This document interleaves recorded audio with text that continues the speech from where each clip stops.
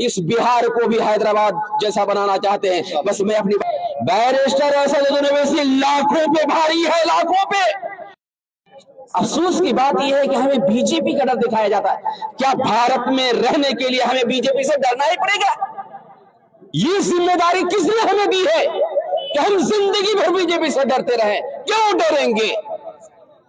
वो मुसलमान जो अंग्रेजों के सामने चट्टान बनकर खड़े होने वाले, अंग्रेजों को धूल चटाने वाले, अंग्रेजों की नींद खराब करने वाले मुसलमान, अगर देश में मुसलमान ना होते, अंग्रेजों से देश आजाद ना होता, आज किस किस से डर रहे हैं?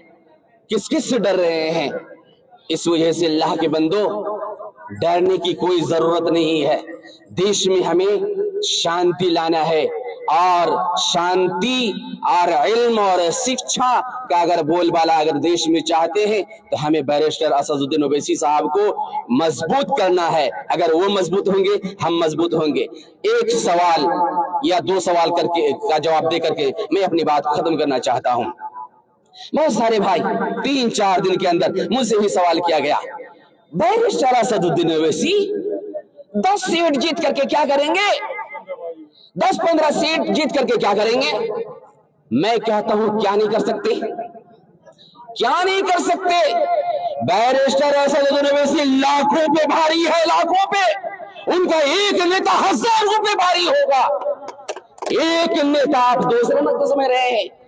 बैरिस्टर असदुद्दीन ओवैसी साहब लाखों करोड़ों पे भारी है।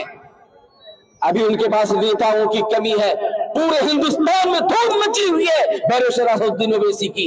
अगर 10 नेता बिहार में पैदा हो जाए तो 10,000 पर भारी होंगे, 10,000 पर भारी होंगे। फिर 26 में क्या कहते हैं, बंगाल में इलेक्शन होने वाला है।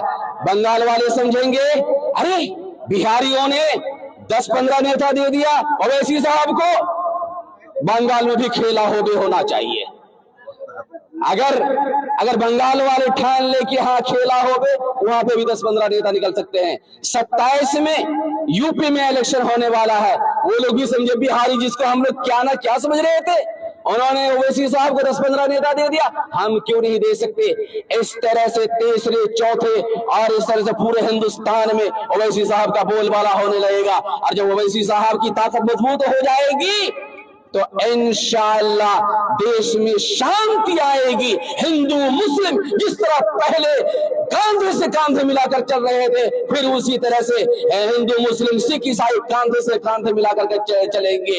हिंदू जब देखेंगे मुसलमान को, कहेंगे हमारे भाई साहब हैं। मुसलमान जब देखेंगे हिंदू भाई को, हमारे भाई साहब हैं। वरना देख लीजिए आप हैदराबाद में देख लीजिए, हमारे हिंदू भाई भी अगर हैदराबाद में जाते हैं, वो भी जो है खुश होकर के आते हैं। तो हम इस बिहार को भी हैदराबाद जैसा बनाना चाहते हैं। बस मैं अपनी बात को खत्म करना चाहता हूं एक सवाल का जवाब दे करके। कहते हैं ओवैसी साहब हैदराबाद से बिहार क्यों आ गए? भाई बिहार इंडिया से बाहर है क्या? आप संविधान पढ़े, उसका 3रा खंड आर्टिकल नंबर 29, हर आदमी राइट द इंफॉर्मेशन, जिसमें ये है हर आदमी को बात रखने की इजाजत है। इसी तरह से हर आदमी पार्टी भी बना सकते हैं। जिसकी भी पार्टी होगी पूरे देश के लिए होगी। सिर्फ ओवैसी साहब के लिए कहा जाता है हैदराबाद से उठ के आ गए, तो महाराष्ट्र से राहुल गांधी नहीं आए, दिल्ली से केजरीवाल साहब नहीं आए, यूपी से मायावती नहीं आई। कौन आकर के यहाँ इलेक्शन लड़े हैं, उन पर कोई एतराज नहीं, सिर्फ ओवैसी साहब पर एतराज। ये सोचने की बात है। हमारे जहन को फेरा जा रहा है ओवैसी साहब से, क्या कहते हैं, ताकि मुसलमान जो है देश में मजबूत ना हो। लोगों को मुसलमानों के वोट से मोहब्बत हो गई, नेता से नफरत हो गई है, ताकि मुसलमान देश में मजबूत ना हो। वरना फिर यह क्या कहते हैं, ऐसा सोचने वाले सिर्फ कुछ ही लोग हैं जो चाहते नहीं कि मुसलमान देश में मजबूत हो। तो हमें चाहिए कि इधर उधर ना करें, दिल में मोहब्बत रखते हुए हिंदू मुस्लिम एक देश में एकता पैदा करने की नियत से बैरिस्टर असदुद्दीन ओवैसी साहब को मजबूत करे। और क्या कहते हैं, ओवैसी साहब की तरफ से हमारे एक सीधे साधे भोले भाले पसंदीदा नेता जनाब मंजूर आलम साहब मंजूर आलम साहब जो है कैंडिडेट बनकर के आए हैं, आप इनका सपोर्ट करें और भारी मतों से उन्हें कामयाब बनाए। इंशाअल्लाह हैदराबाद की तरह बिहार भी चमकना शुरू हो जाएगा, तालीम में तरक्की होगी और जो है जब तालीम आएगी तो तालीम ऊपर उठाती है, नीचे नहीं गिराती है। इंशाअल्लाह तालीम का सिलसिला अच्छा बनेगा। तो मैं यही से अपनी बात को खत्म करना चाहता हूँ। आखिर में मैं